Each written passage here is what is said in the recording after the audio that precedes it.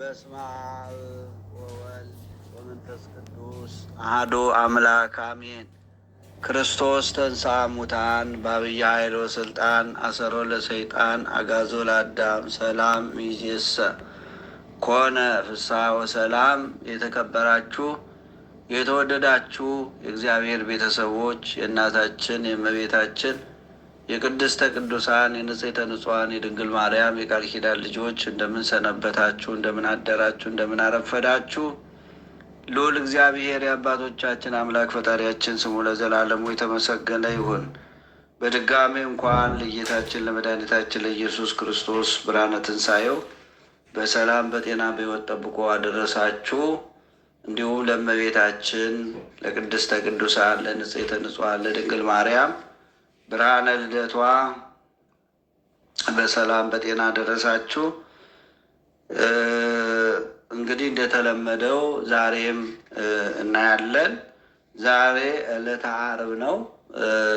ዓርብ ቤተ ክርስቲያን ይባላል።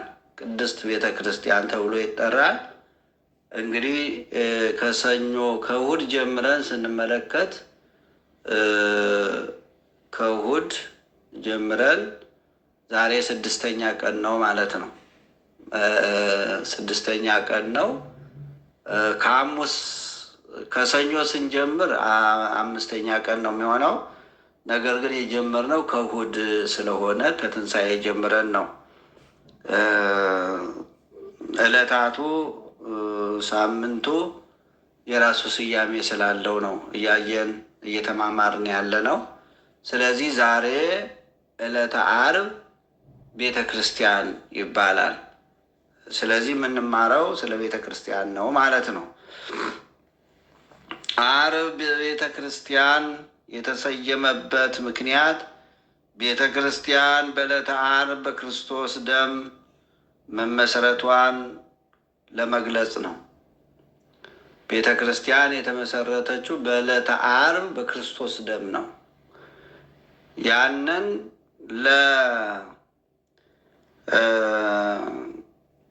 በክርስቶስ ደም መመስረቷን ለመግለጽ በዕለተ ዓርብ ተሰይማለች ማለት ነው።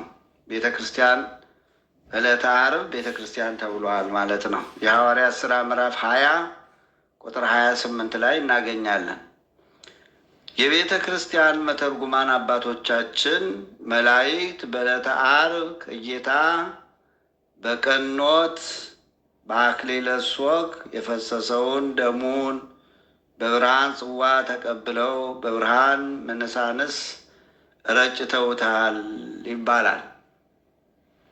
በብርሃን ጽዋ ተቀብለው የክርስቶስን ደም አይሁድ በጭካኔ አይሁድ በክፋት አይሁድ በጥላቻ ጎኑን በጦር ሲወጉት እጁን እግሩን እጆቹን እግሮቹን ሲቸነክሩት ደሙን ተቀብለው በብርሃን ጽዋ ተቀብለው በብርሃን መነሳንስ ረጭተውታል ማለት ነው። ዛሬ ቤተ ክርስቲያን የሚሰራው የሚተከለው መንፈስ ቅዱስ ባወቀ ደሙ በነጠበበት ቦታ ነው ተብሎ ይተረጎማል። በቤተ ክርስቲያን መተርጉማን ማለት ነው።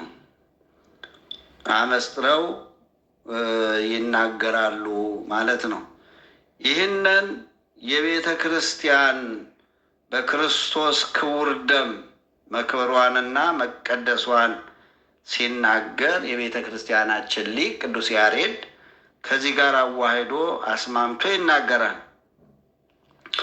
በደሙ ክቡር በዕፀ መስቀሉ ተቀደሰት ቤተ ክርስቲያን እምድኅረ ተንሥአ እሙታን ይቤሎሙ ኢየሱስ ለአርዳኢሁ ተውበ ሊተ ስልጣን በሰማይ ወበምድር አቡየ ፈነወኒ ከሙታን ከተነሳ በኋላ በክቡር ደሙ ቤተ ክርስቲያን ተቀደሰች። ክብር ምስጋና ይግባው። ኢየሱስ ክርስቶስ ለደቀ መዛሙርቱ በሰማይና በምድር ስልጣን ተሰጠኝ አባቴ ላከኝ ሲል መስክሯል ማለት ነው። ውረድ ተወለድ ብሎ አባቱ አብ የባህሪ አባቱ ወደዚህ ዓለም ልኮታል ማለት ነው። ወደዚህ ዓለም ልኮታል። አቡየ ፈነወኒ፣ አባቴ ላከኝ ብሏል አምላካችን መድኃኒታችን ኢየሱስ ክርስቶስ። የባህሪ አባቱ አብ ነው። አበው ሊቃውንት በዚህ ቀን ቤተ ክርስቲያን ክርስቶስ የዋለላትን ውለታ ለክርስቶስ ያላትን ፍቅርና አክብሮት የምትገልጥበት መታሰቢያ ቀን እንዲሆን አዘዋል ማለት ነው። የቤተ ክርስቲያን ሊቃውንት አበው ሊቃውንት ለቤተ ክርስቲያን የዋለላትን ውለታ ለክርስቶስ ያላትን ፍቅርና አክብሮት የምትገልጥበት መታሰቢያ ቀን እንዲሆን አዘዋል ማለት ነው። መቼ? ትንሣኤ በዋለ በፊት ያለው ዓርብ ማለት ነው። ዕለተ ዓርብ ቤተ ክርስቲያን ይባላል። ዓርብ ቤተ ክርስቲያን ትባላለች። ጌታችን መድኃኒታችን ኢየሱስ ክርስቶስ ከልደቱ እስከ ሞቱ ያደረገው የማዳን ጉዞ በሙሉ የተፈጸመው ዓርብ ነው። ወይቤ ተፈጸመ ኩሉ ብሎ ጌታችን መድኃኒታችን ኢየሱስ ክርስቶስ በወንጌል የተናገረው ትንቢት ያስቆጠረውን ሱባኤ የፈጸመውን በዕለተ ዓርብ ነው ማለት ነው። ወይቤ ተፈጸመ ኩሉ። ወይቤ ተፈጸመ ኩሉ ማለት ነቢያት ትንቢት የተናገሩት ሁሉ የተነበዩት ሁሉ የቆጠሩት ሱባኤ የተመሰለው ምሳሌ ሁሉ ተፈጸመ ማለት ነው ነው። ስለዚህ በዕለተ ዓርብ ተከናውኗል። ስለዚህ ዓርብ የቤተ ክርስቲያን ሁለመናዊ ምስጢር የተፈጸመበት ዕለት ስለሆነ ቤተ ክርስቲያን ትባላለች። ዓርብ ለቤተ ክርስቲያን መሰረት የሆኑ ዋና ዋና ምስጢራት ተሟልተዋል። ቤተ ክርስቲያን የተመሰረተችው ቀራንዮ ላይ ነውና ቤተ ክርስቲያን የተመሰረተችው ቀራንዮ ላይ ነው። ለዚህ ነው መከራው የሚበዛባት። ቤተ ክርስቲያን ዓርብ ላይ ነው የተመሰረተችው። ዓርብ ነው የተመሰረተችው። ዓርብ ምን እንዳገኘ ክርስቶስ እንግዲህ ሁላችንም የምናውቀው ነው። ቤተ ክርስቲያንም ዛሬ ዓርብ ናት። ሁልጊዜ መከራ ይበዛባታል።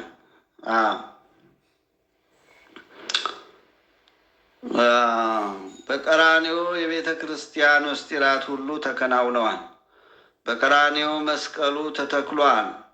ሥጋውና ደሙ ተፈትቷል። በዚያ ድንግል ማርያም ተገኝታለች። ምድራውያን ቅዱሳን በመወከል ቅዱስ ዮሐንስ ተገኝቷል። ቅዱሳን መላእክትም በዚያ ነበሩ። በቀራንዮ ታምራት ተደርገዋል። እነዚህ ምስጢራት ዛሬም አንድም ሳይቀር በቤተ ክርስቲያን ይፈጸማሉ። በቤተ ክርስቲያን የእግዚአብሔር ጌትነት፣ የክርስቶስ ቤዛ ይሰበካል። የድንግል ማርያም የመላእክትና የቅዱሳን ክብር ይነገራል። የእግዚአብሔር ታምራት ይፈጸማሉ። ሌላው ዓርብ የመከራ ምሳሌ ነው። ስለሆነም ቅድስት ቤተ ክርስቲያን ከተመሰረተችበት ጊዜ አንስቶ መከራ ርቋት አያውቅም። ሊቃውንት ቤተ ክርስቲያን ዘወትር ዓርብ ላይ ናት ብለው የሚያስተምሩት ለዚህ ነው ወገኖቼ። ቤተ ክርስቲያን ዘወትር ዓርብ ናት፣ ዓርብ ላይ ናት። አሕዛቡም አማኙም ያማኙም ታድሶም ጴንጤውም ነቢይ ነኝ የሚለውም ጆባውም ጣዖት አምላኪውም እጁን ፖለቲከኛውም የሚቀስረው ቤተ ክርስቲያን ላይ ነው። ስለዚህ ነው ወገኖቼ ቤተ ክርስቲያን ዘውትር ዓርብ ናት፣ ዓርብ ላይ ናት የሚባለው ለዚህ ነው። ሐዋርያው ቅዱስ ጳውሎስ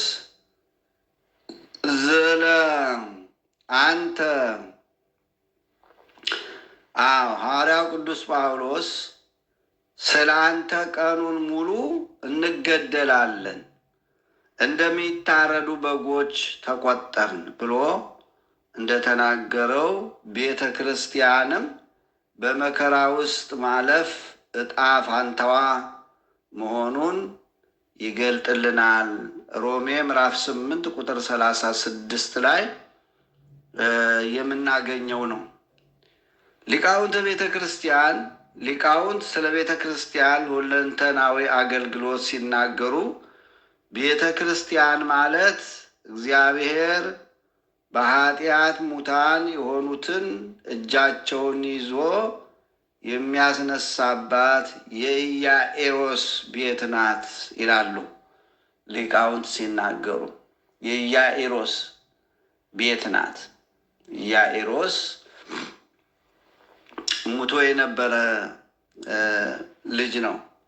እንግዲህ ኢየሱስ ክርስቶስ ነው ያስነሳው እና ማቴዎስ 9 ቁጥር 25 ጀምሮ የምናገኘው ነው። ቤተ ክርስቲያን ማለት ክርስቶስ ረሃብተኞችን የሚመግብባት የጥብርያዶስ ባህር ናት።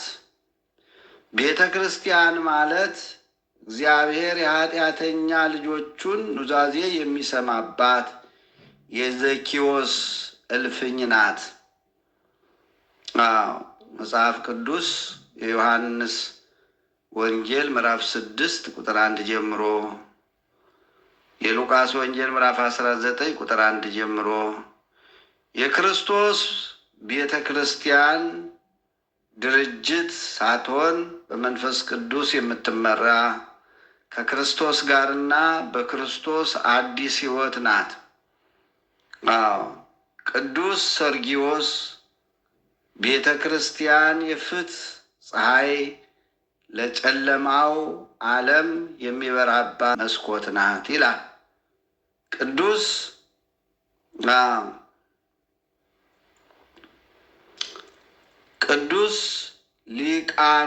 ሊቃዎስ ቤተ ክርስቲያን በምትገኝበት ስፍራ የእግዚአብሔር መንፈስ ይገኛል ይላል።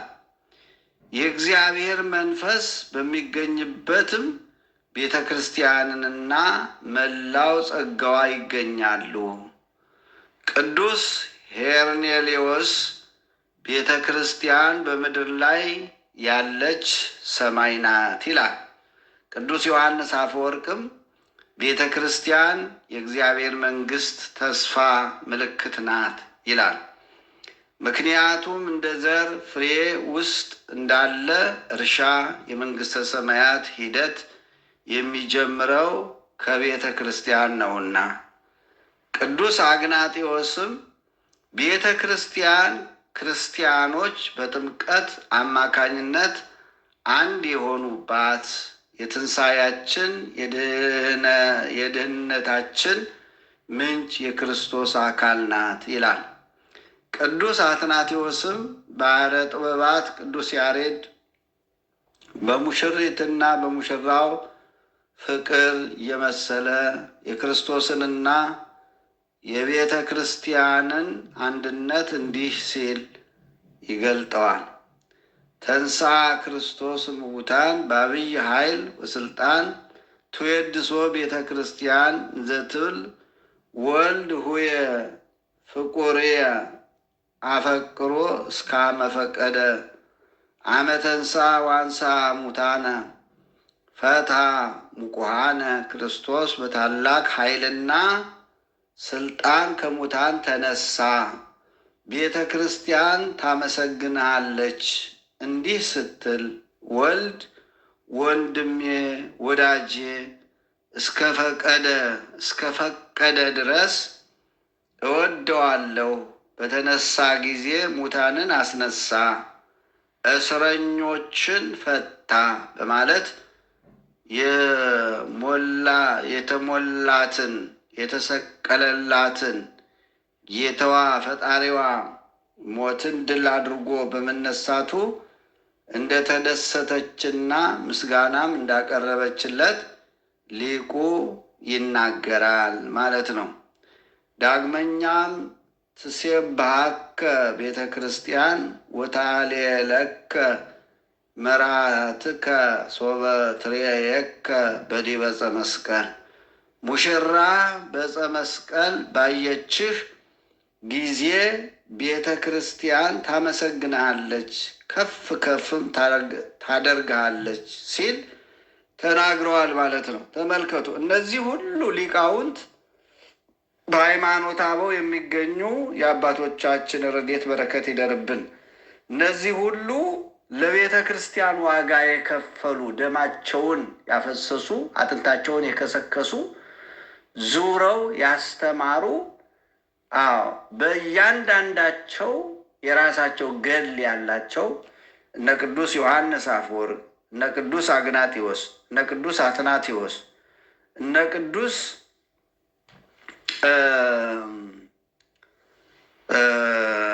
ሄርኔሌዎስ ታላላቅ ሊቃውንት የተናገሩት ነው፣ የመሰከሩትን ነው እዚህ ጋር የምንለው ማለት ነው። ስለዚህ በክርስቶስ ደም የተመሰረተች በሐዋርያት አጥንት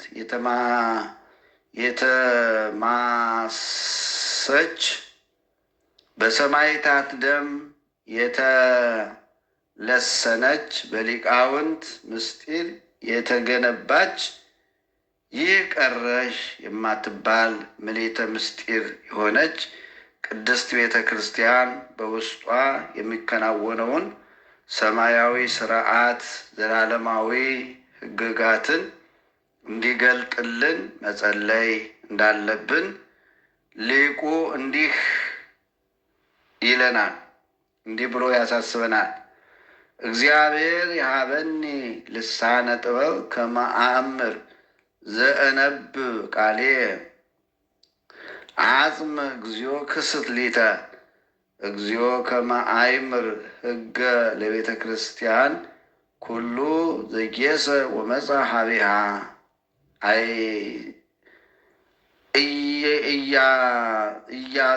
እያጸሙ እስመ መፍቀሪተ ነግድ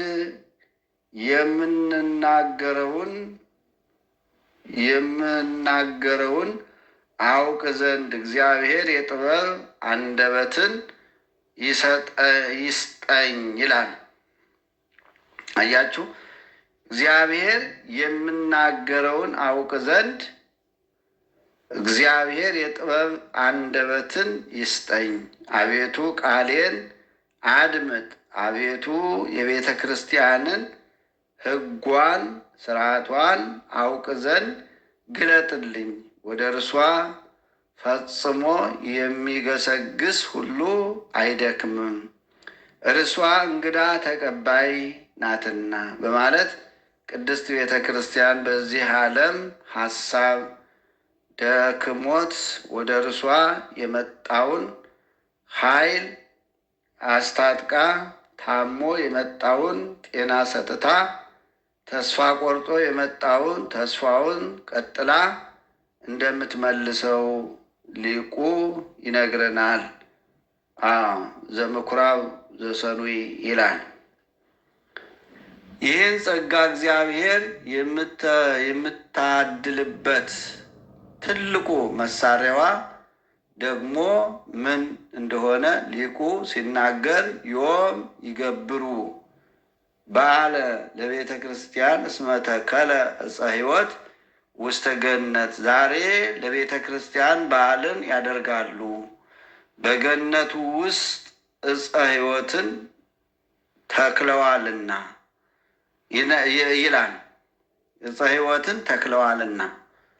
ተመልከቱ እንግዲህ ገነት የተባለች ቤተ ክርስቲያን ስትሆን ዕፀ ሕይወት የተባለ ቅዱስ ሥጋውና ክቡር ደሙ ነው። ክብር ምስጋና ይግባው። ቅዱስ ሥጋውን እንድንበላ በልተን እንድንድን፣ ዕፀ ሕይወትን የሰጠን አምላካችን ክብር ምስጋና ይግባው። ክቡር ደሙን ጠጥተን ቤተ ክርስቲያን ገነት የተባለች ቤተ ክርስቲያን ስትሆን ዕፀ ሕይወት የተባለ ቅዱስ ሥጋውና ክቡር ደሙ ነው። ቤተ ክርስቲያን የመክበሯ ለምእመናን ጸጋ እግዚአብሔር የማደሏ ዋናው ምክንያት ሥጋ መለኮት ስለሚፈተትባት ነው።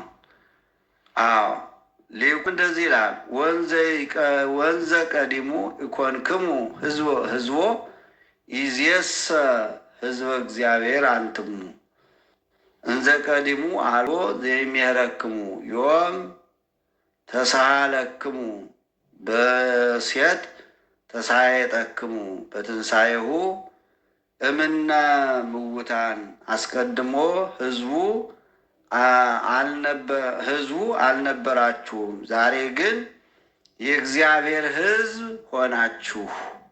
የሚያስተምራችሁ አልነበረም፣ ዛሬ ግን ይቅር አላችሁ። በዋጋ ተገዛችሁ፣ ከሙታን ተለይቶ በተነሳው በትንሣኤው ተገዛችሁ ይላል። እንዴት ደስ ይላል ወገኖች! የአባቶቻችን ምስጢር ተመልከቱ። ምን ማለት ነው?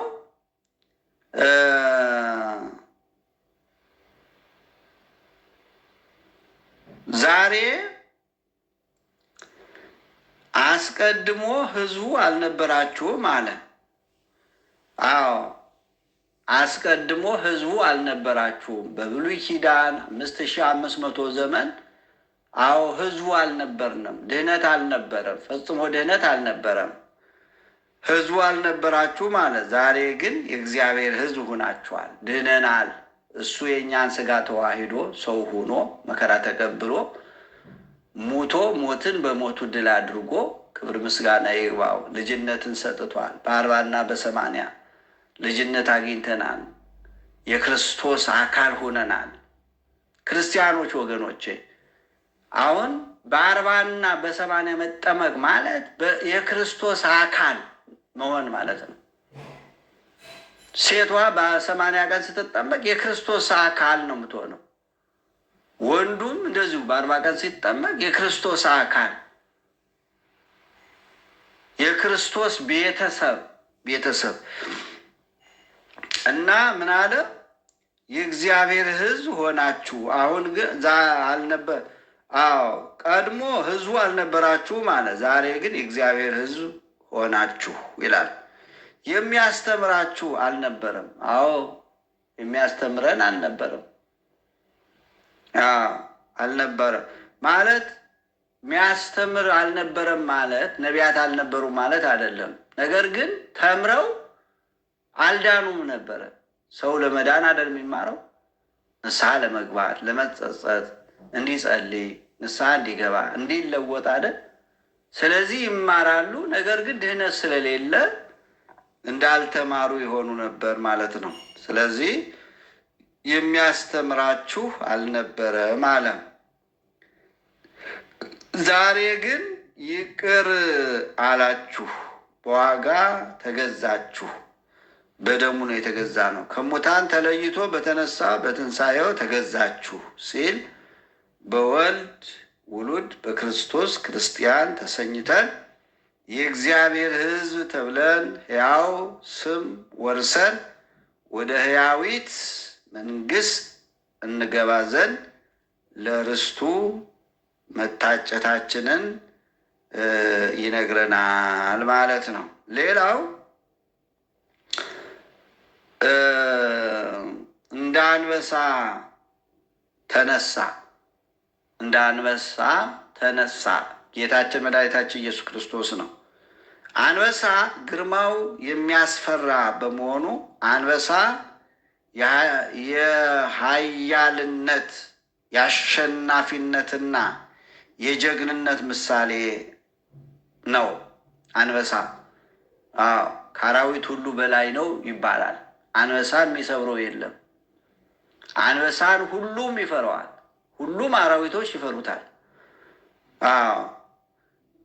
ስለዚህ አንበሳ የኃያልነት፣ የአሸናፊነት፣ የጀግንነት ምሳሌ ነው። በአጠቃላይ ብርታትን፣ ጥንካሬንና ድልን በተመለከተ የሚወከለው በአንበሳ ነው። አንድ ሰው ጠላቱን ታግሎ ሲጥል ድል ሲያደርግ አንበሳ ነው ይባላል። መፍቀሬ ጥበብ ጠቢቡ ሰሎሞን ኃጥእ ማንም ሳያሳድደው ይሸሻል፣ ጻድቅ ግን እንደ አንበሳ ያለ ፍርሃት ይኖራል ይላል ጠቢቡ ሰሎሞን። አዎ አንበሳ ያስፈራል እንጂ እንደማይፈራ ነግሮናል ማለት ነው።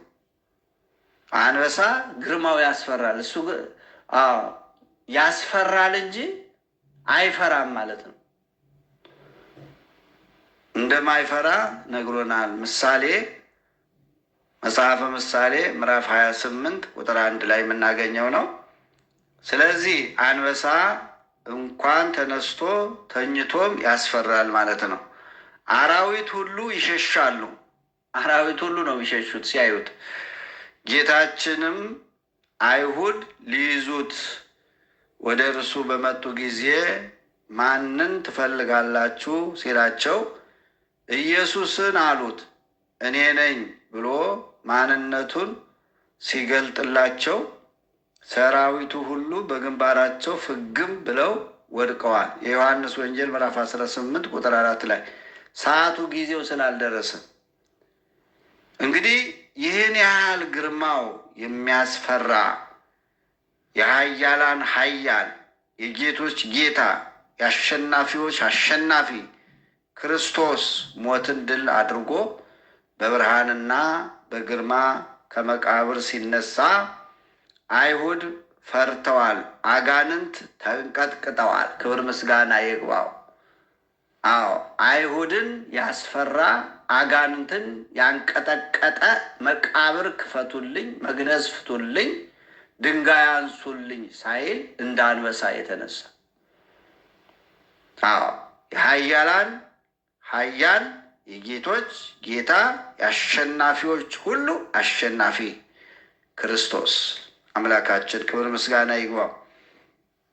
አንድም አንበሳ ሊያድን ሲነሳ ካልያዘ እንደማይመለስ ሁሉ ጌታችንም ከዲያብሎስ መንጋጋ ሊማርካት ያሰባትን ነፍስ ሳይማርክ አይተውም ማለት ነው። ሊቁ አሁንም እንደዚህ ይላል፣ በደሙ ቤዘዋ ወበሰማይ ዘውሁዘ ምገቦሁ አጥመቃ ዋውሳ ኢየሱስ ወይቤላ ኒ ርግቤ ሰናይቴ እስመ አራራይክኒ ልብየ በሰናይ ንባብኪ ወበነጽሮ አይንትኪ። ግዕዙ ረጅም ነው።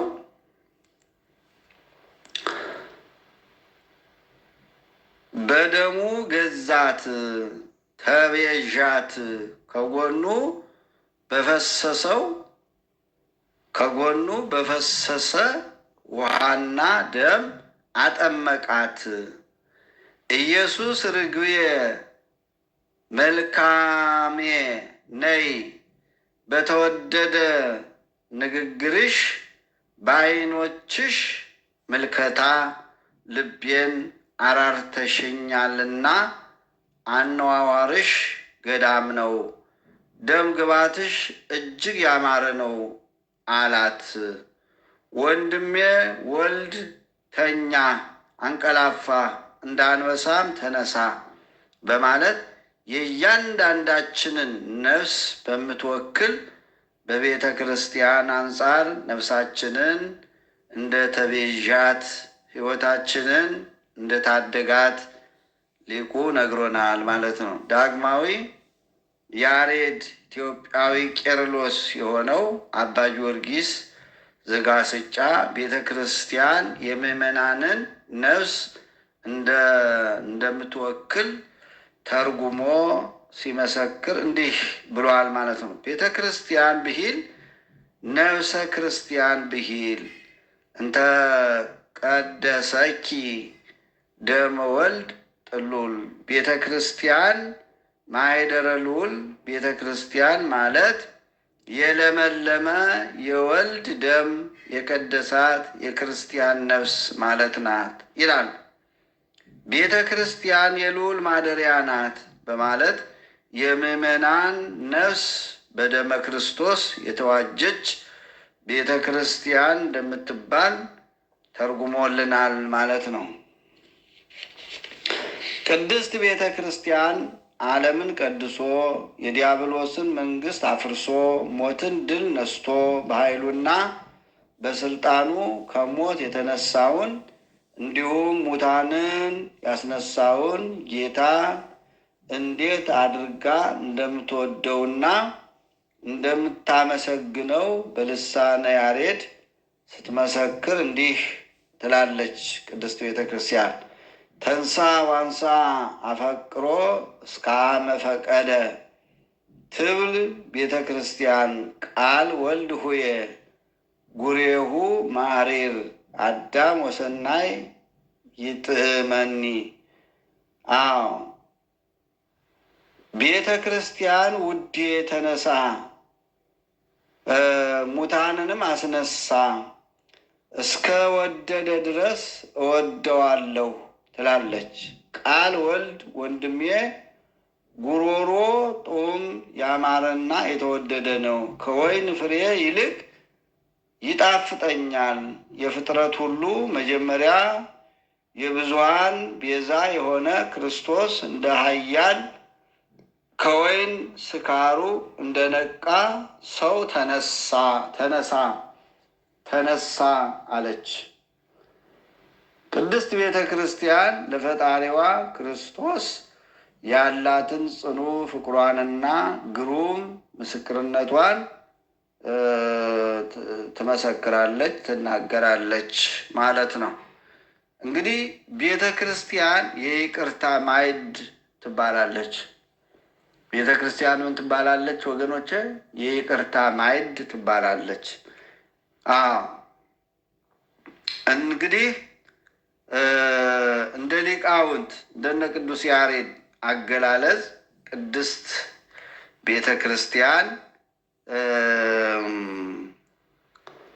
ቤተ ክርስቲያን ቅድስት እንደሆነች ይገልጹልናል። ቅድስት ወክብርት ዛቲ ይእቲ ቤተ ክርስቲያን በመራሕያነ ብርሃን ውረ ምስለ ቅዱሳን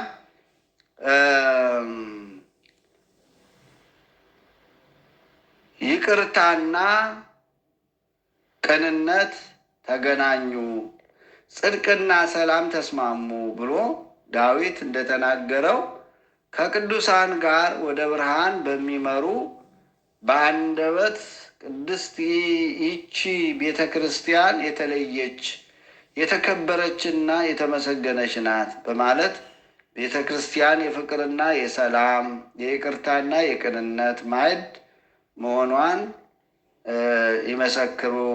ይመሰክርልናል። ቅድስት ማለት ጽንዕት፣ ንጽሕት፣ ክብርት፣ ልዩ ማለት ነው። ጽንዕትም አለ ሌሎች ተቋማት ቢጸኑ እስከ ጊዜው ነው እንጂ ኋላ መፍረስ፣ ማርጀት፣ ማፍጀት አለባቸው። በየጊዜው መታደስ ያስፈልጋቸዋል። ቤተ ክርስቲያን ግን አትፈርስም፣ አታረጅም፣ መታደስም አያስፈልጋትም። ለዘላለም ጸንታ በክብር ትኖራለች እንጂ። ንጽሕትም አላት ሌሎች ሕንፃዎች ንጹሐን ቢባሉ ከአፋዊ እድፍ ሊሆን ይችላል እንጂ የሕንፃው ግድግዳና ወለል ንጹሕ ቢሆንም በውስጣቸው የሚሰራው ስራ ግን አድሎና መድሎ ያለበት ሌብነትና ስርቆት የተቀላቀለበት ያነሰ የረከሰ ምድራዊ ስራ ነው። ቤተ ክርስቲያን ግን ከአፋዊ እድፍም ሆነ ከውሳጣዊ እድፍ ንጽሕት ናት። በውስጧ የሚፈጸመው ስርዓት ምድራዊ ያይደለ ሰማያዊ፣ ስጋዊ ያይደለ መንፈሳዊ፣ ጊዜያዊ ያይደለ ዘላለማዊ ስርዓት ነው። ስለዚህ የረከሱትን የምታነጻ ንጽሕት ናት፣ ክብርትም አላት። ሌሎች ተቋማትን የምናከብራቸው የምድራውያን ባለጠጎችና ባለስልጣናት መሳሪያ መስሪያ ቤቶችና ማደሪያዎች ናቸው ብለን ነው። ቤተ ክርስቲያንን ግን የምናከብራት የጌቶች ጌታ የአማልክት አምላክ ማደሪያ ናት ብለን ነውና። ልዩ ማለት ሌሎች ተቋማት የስጋን ጥቅም እንጂ የነፍስን ጥቅም አያሟሉም። የበረከት ምንጭ መሆን አይችሉም። ከመከራ ስጋ ከመከራ ነፍስ አያድኑም። ቤተ ክርስቲያን ግን በረከተ ስጋና በረከተ ነፍስን ታድላለች። ከመከራ ስጋና ከመከራ ነፍስ ትጠብቃለች። በምድር በረከትን በሰማይ ርስትን ታሰጣለች። ስለዚህ የሌሎች ተቋማት ሰማይ ጠቀስ ሕንፃዎቻቸው የቱንም ያህል ቢያምር ግድግዳቸው ቢስሙት አይፈውስም። ወለሉን ቢረግጡት አይባርክም። ቤተ ክርስቲያን ግን በጭቃ በጨፈቃ በብር በእብነ በረድ በወርቅ በዕንቁ ብትሰራ ክብሯ አንድ ነው። መለዋወጥ የለባትም። ተዋረድ የላትም። ግድግዳዋ ቢስሙት ይባርካል፣ አፈሯ ይፈውሳል። ስለዚህ ቤተ ክርስቲያን ከምድራውያን ተቋማት ሁሉ ልዩ ናት። ቅድስት ቤተ ክርስቲያን ምድራውያንንና ሰማያውያንን ሰማያውያንና ምድራውያን አንድ የሚሆኑባት ከተራራ ላይ እንዳለችው መብራት ከሩቅ የምትታይ ልዩ ሰማያዊት ተቋም እንደሆነች ቅዱስ ያሬድ የቤተ ክርስቲያናችን ሊቅ ሲመሰክር እንዲህ ይላል። እምዛቲ በዱ ታስተሪ ቤተ ክርስቲያን በእንተ ሕማማተ መስቀል እስመይቤ በእንቲአሃ አይእቲ ዛቲ እንተ ተዐርግ እምገዳም።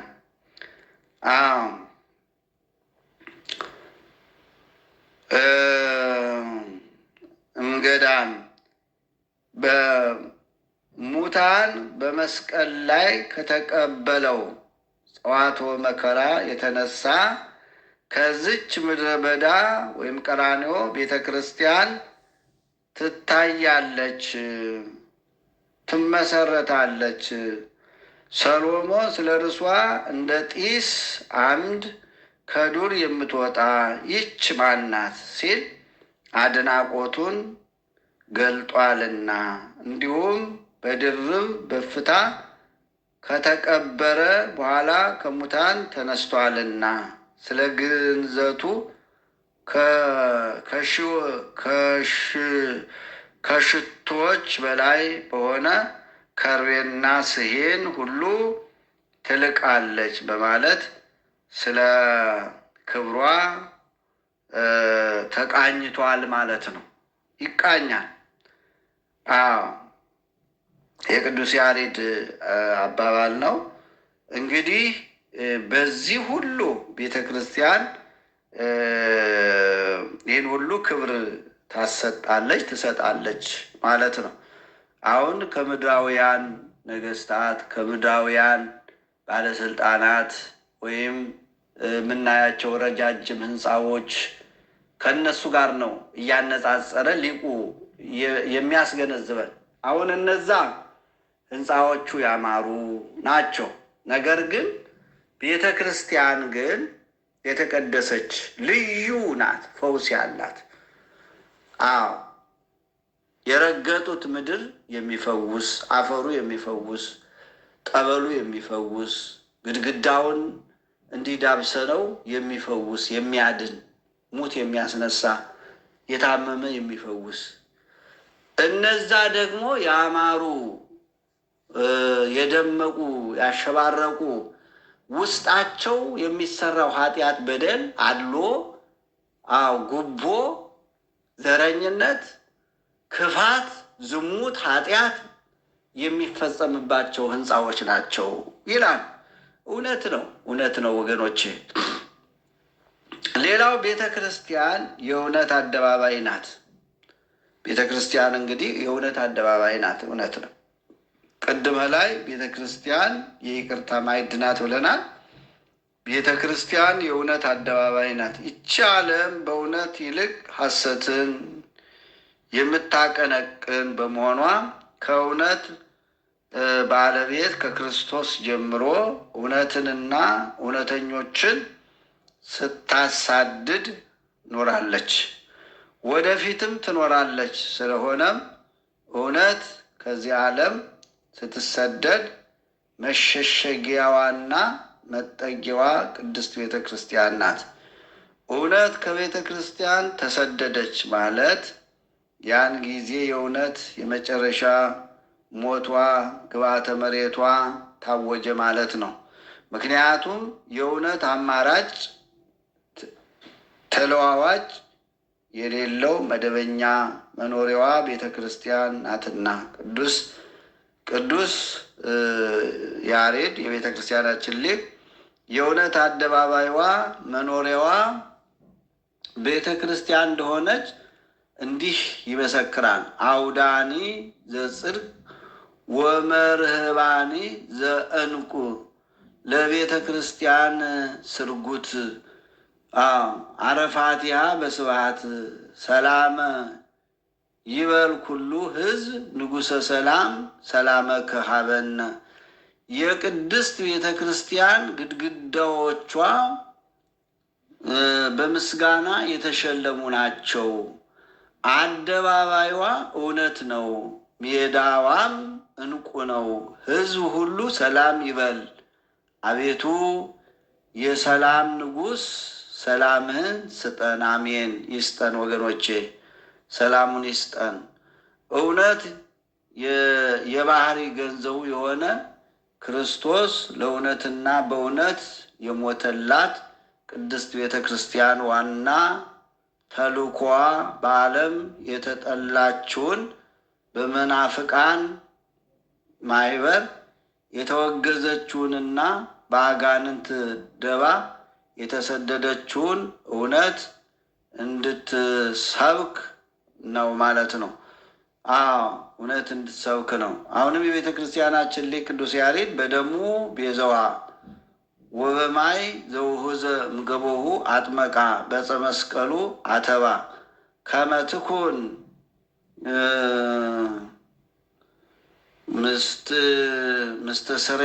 መስተስርያ ኃጢአት ጽዮን ቅድስት ቤተ ክርስቲያን ማዛሆሙ ለቅዱሳን። እንግዲህ ይልና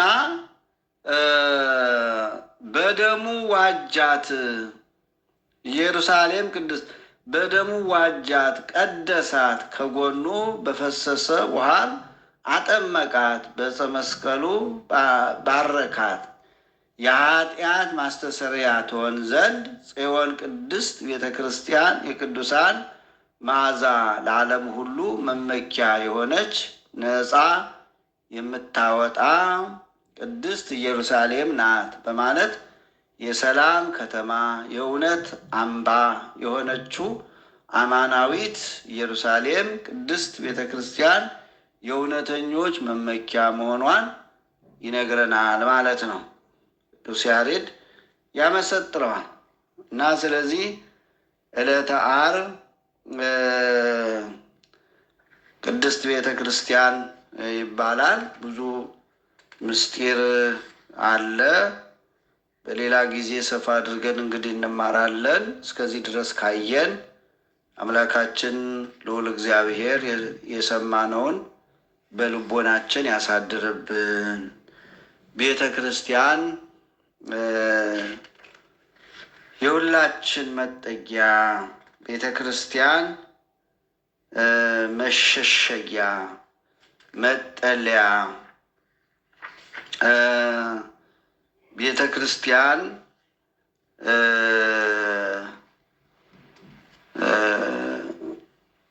መጽናኛ ናትና ቤተ ክርስቲያንን ይጠብቅልን። ቤተ ክርስቲያናችንን እንግዲህ ቅድም ዕለተ ዓርብና ማን ነው ቤተ ክርስቲያን ብለን ነበረ። ዕለተ ዓርብ የመከራ ቀን ናት። ክርስቶስ መከራ የተቀበለበት ቀን ናት። እስቲ እንመልከታት። ዓርብ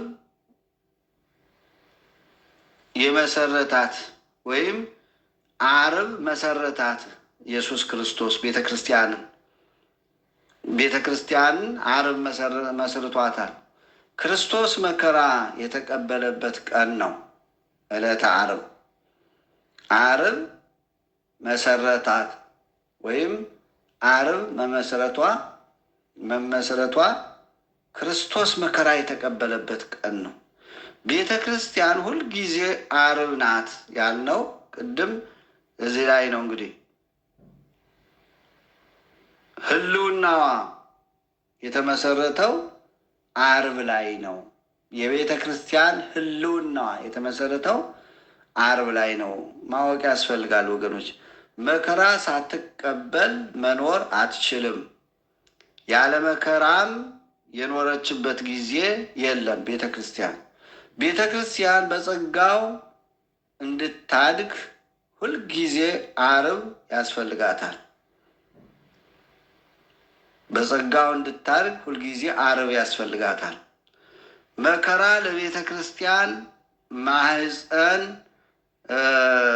ማህፀነ ሰማዕታት ነው።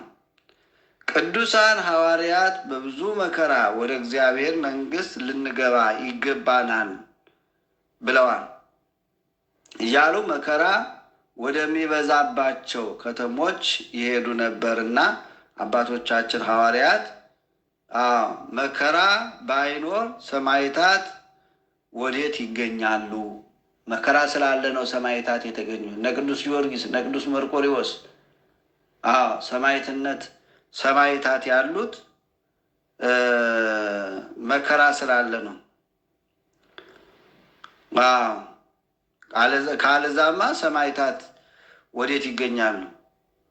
ወጋሪዎች ባይኖሩ ቅዱስ እስጢፋኖስን ወዴት እናገኘው ነበር? እውነት ነው። ቅዱስ እስጢፋኖስ ሲወገር ቤተ ክርስቲያን ተገነባች። በቅዱስ እስጢፋኖስ ውግረት ጳውሎስ የተባለ ሌላው ብርቱ ሐዋርያ ተጠራበት።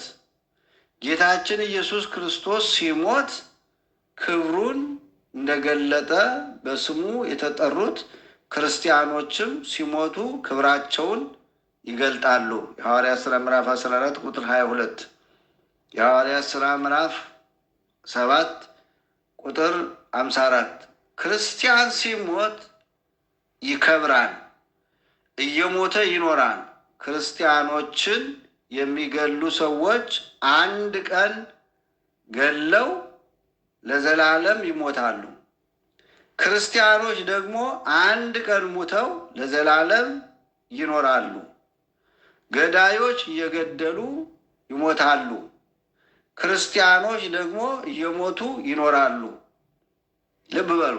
ክርስቶስ ሲሞት መሸነፉ እንዳልሆነ ሁሉ ክርስቲያኖችም ሲሞቱ መሸነፋቸው እንዳልሆነ መታወቅ አለበት ማለት ነው። መሞታችን መዘራታችን ነው። መሞታችን ምን ማለታችን ነው? መዘረታችን ነው። እህል ካልተዘራ በቅሎ አድጎ አብቦ አፍርቶ ፍሬ አያፈራም። መሞታችን መዘራታችን ነው። ደማችን ዘር ነው። ክርስቲያን ሲሞት ያበቅላል። ለምሳሌ አንዲት ቅንጣት ተዘርታ ብዙ እንደምታፈራ ሁሉ አንድ ክርስቲያንም ሞቶ ብዙ ሰማዕታትን ያፈራል። የእስጢፋኖስ ደም በአይሁድ ድንጋይ ላይ ተዘራ። ደሙ ጳውሎስን ሆኖ በቀለ። መወገሩ ብዙ ክርስቲያኖችን አፈራ። ክርስቲያኖችን ገድለን ክርስትናን ቤተ ክርስቲያንን አቃጥለን ኦርቶዶክስን እናጠፋለን ብለው የተነሱ ሰዎች እጅግ ሞኞች ናቸው። በተለይ ዲዮቅልጥያኖስ የተባለ ሰው ነበረ። እንግዲህ አጠፋለሁ ብሎ በዓለም ያለችውን ቤተ ክርስቲያን ሁሉ ክርስቲያኖችን ገድዬ ጨርሳለሁ፣ ቤተ ክርስቲያንንም አቃጥዬ እጨርሳለሁ፣ ከዛም በኋላ አርፋለሁ ብሎ ነበረ። ክርስትና ግን እየበዛ ሄደ። አንድ ኦርቶዶክስ አንድ ክርስቲያን በሞተ ቁጥር 1000 ክርስቲያን ደግሞ ይፈላል ማለት ነው። በሀገራችንም እያደረጉ ያሉት ቤተ ክርስቲያናችን የኢትዮጵያ ኦርቶዶክስ ተዋሕዶ ቤተ ክርስቲያን ለዚህ ለፖለቲካችን፣ ለዚህ ለያዝነው ዓላማ፣ ለዚህ ለርኩሰቱ ስራ አልመቸን ያለችው እሷ ናት ብለው ነው ጦርነት የከፈቱት ቤተ ክርስቲያን ላይ። አሁን ቤተ ክርስቲያን በጦርነት ምክንያት ቤተ ክርስቲያኑን የሚያቃጥሉት፣ ቤተ ክርስቲያን የሚያፈርሱት ህዝቡ ለመንግስት ግብር በሚከፍላቸው ደሞዝ የሚከፈላቸው የመንግስት ተቀላቢዎች ናቸው። መንግስት የሚቀልባቸው የህዝብ ልጆች ከህዝብ የወጡ ማለት አረማውያን የሆኑ አይዛባውያን የሆኑ እና ቤተ ክርስቲያን ሲያቃጥሉ ነው የምናያቸው። እና ይህ ሁሉ እንግዲህ እነሱ በእነሱ አስተሳሰብ ክርስትናውን አጠፋን፣ ቤተ ክርስቲያንን አጠፋን ብለው ነው። ነገር ግን እግዚአብሔር ባወቀ መንፈስ ቅዱስ ባወቀ ደግሞ ያበዛ ያ ቤተ ክርስቲያንም እነሱ በግድግዳ በእንጨት የተሰራውን ቤተ ክርስቲያን ቢያቃጥሉ ቤተ ክርስቲያን ደግሞ ልጆቿ ደግሞ ነገ በሌላ ይሰራሉ። እግዚአብሔር በሰጣቸው ጸጋ የበለጠ ቤተ ክርስቲያን ሲሰሩ ነው የምናያቸውና ይህ ሁሉ እንግዲህ የክርስትና ጉዞ ነው፣ የአርብ ጉዞ ነው። ስለዚህ ቤተ ክርስቲያን ዕለተ ዓርብ ቅድስት ቤተ ክርስቲያን ተብላ ተሰይማለች። ይቀጥላል፣ ሰፊ ነው። እስከዚህ ድረስ ይበቃናል። ያስተማረን የመከረን የአባቶቻችን አምላክ ፈጣሪያችን ስሙ ለዘላለሙ የተመሰገነ ይሁን። በያላችሁ በሰላማችሁን ያብዛ። ሀገራችን ኢትዮጵያን ጽኑ ሰላም ያደርግልን። ለብርሃነ ትንሣኤው በሰላም እንዳደረሰን ለብርሃነ ዕርገቱ በሰላም ያደርሰን። የእመቤታችን የቅድስተ ቅዱሳን ንጽሕተ ንጹሐን የድንግል ማርያም ረድኤት በረከት ይደርብን። አሜን።